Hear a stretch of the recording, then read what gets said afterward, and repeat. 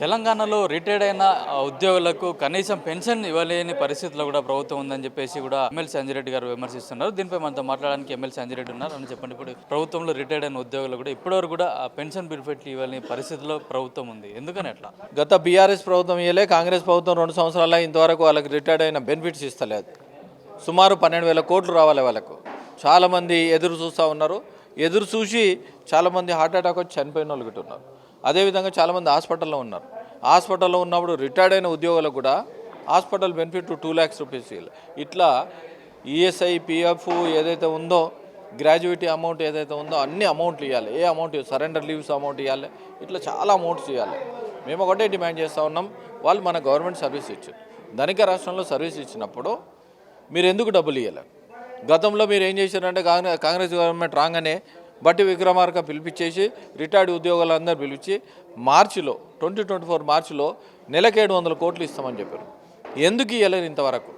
అదేవిధంగా వీళ్ళు ఇస్తలేరని కోర్టు కూడా పోతే కోర్టులో కూడా ఇదే సబ్మిట్ చేశారు. సబ్మిట్ చేసినప్పుడు సబ్మిట్ చేసిన తర్వాత కూడా అరే రిటైర్డ్ అయిన ఎంప్లాయీస్ మన తండ్రులతో సమానం, వాళ్ళకి డబ్బులు ఇస్తేనే భగవంతుడు మనకు సహకరిస్తాడు అనే రకంగా నేను ముఖ్యమంత్రి గారు మీ ద్వారా కోరేది ఏంటంటే ఎట్టి పరిస్థితుల్లో రిటైర్డ్ అయిన ఎంప్లాయీస్కు మరి వేల కోట్లు మీరు ప్రాజెక్టులు పెడతా ఉన్నారు.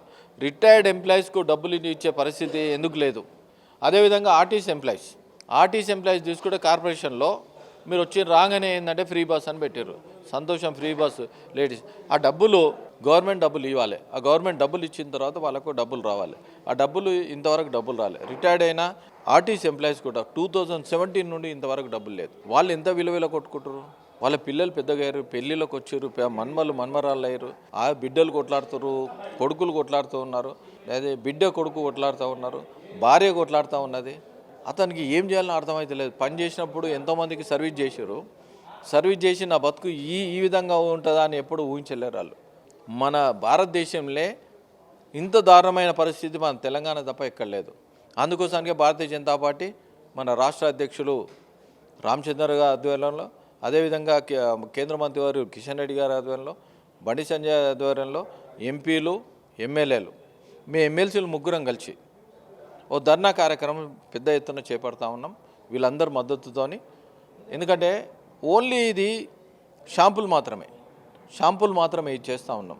షాంపుల్ చేసిన తర్వాత వాళ్ళు ఒకవేళ డబ్బులు గిట్ట రిలీజ్ చేయకపోతే పెద్ద ఎత్తున మా స్టేట్ ప్రెసిడెంట్ గారు ఏది తీసుకున్నా కదా దానికి ముందుకు పోయి పెద్ద ఎత్తున కార్యక్రమం తీసుకుంటామని కూడా మేము డిమాండ్ చేస్తున్నాం. రేపు మేము 2 రోజులు ధర్నా కార్యక్రమం కోసానికి మేము పర్మిషన్ పెట్టినాం. కేవలం 11 గంటల నుంచి 3 గంటల దాకా పర్మిషన్ ఇచ్చారు. దయచేసి రేపు అందరూ రిటైర్డ్ ఉద్యోగులు ఉన్నారో ఇందిరా పార్క్ దగ్గరికి అందరు రాగలరు కోరుతా ఉన్నా. మీకోసం మద్దతు కోసానికి మేము ముగ్గురం ఎమ్మెల్సీలము పెద్ద ఎత్తున ధర్నా చేస్తున్నామని తెలియజేస్తా ఉన్నాం.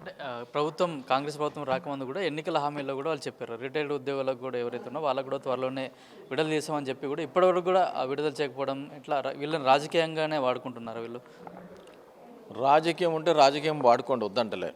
మీకు ఏంటంటే బీఆర్ఎస్ ప్రభుత్వం కోపంతోనే బీఆర్ఎస్ వాళ్ళు ఇవ్వలేరని, కాంగ్రెస్ ప్రభుత్వం మంచిగా చేస్తానే మీకు ఓట్లు వేసారు. మీకు ఓట్లు వేసినాక 2 సంవత్సరాల నుంచి వాళ్ళు ఇవ్వకపోవడం ఎంత దారుణమా? వాళ్ళకన్నా ఇంకా దారుణం ఉందని వాళ్ళు ఆలోచిస్తూ ఉన్నారు. అంటే మీరు మండలిలో కూడా ఇదే విషయాన్ని లేవనెత్తినా కూడా ఇప్పటివరకు కూడా ప్రభుత్వం నుంచి సమాధానం రాలేదు. దున్నపోతు వాన పడ్డట్టుంది. ఇక ఇంతకన్నా వేరే చెప్పే అవసరం లేదు. నేను థ్యాంక్ యూ. ప్రభుత్వంలో అన్ని విభాగాల్లో ఏ డిపార్ట్మెంట్ చూసుకున్నా కూడా ప్రభుత్వం నుంచి రిటైర్డ్ అయిన వాళ్ళకి కూడా ఎట్లాంటి బెనిఫిట్స్ రావట్లేదు. దాంట్లో భాగంగానే రేపు అందరూ రిటైర్డ్ ఎంప్లాయీస్ తరఫున కూడా మేము ధర్నా చేస్తున్నామని చెప్తున్నారు. ఈ ధర్నా కార్యక్రమంలో అందరూ రిటైర్డ్ ఉద్యోగులు కూడా పాల్గొనాలని చెప్పేసి కూడా బీజేపీ ఎమ్మెల్సీలు పిలుపునిస్తున్నారు. కిరణ్ కుమార్, పల్లవి టీవీ, బీజేపీ ఆఫీస్, హైదరాబాద్.